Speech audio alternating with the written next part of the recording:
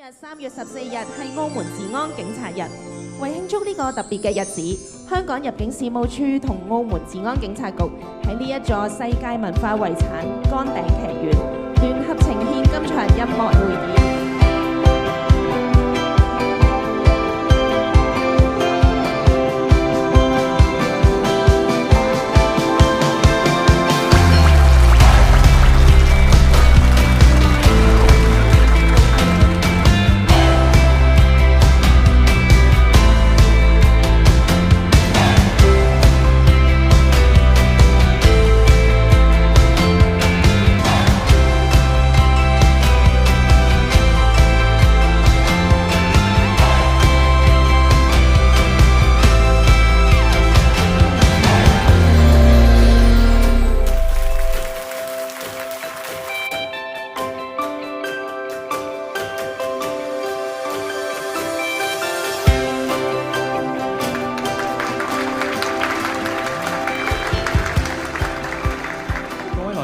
各位傳媒朋友、各位同事，大家好，歡迎蒞臨有讓港奧運鏗鏘加國心澳門治安警察局香港入境事務處音樂匯演。路太險風雨痛下，披荊斬棘，各種挑戰屬磨練。膽識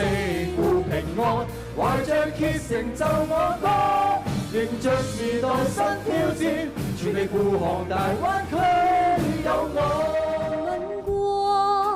一首成績家，家是最小國，國是千萬家。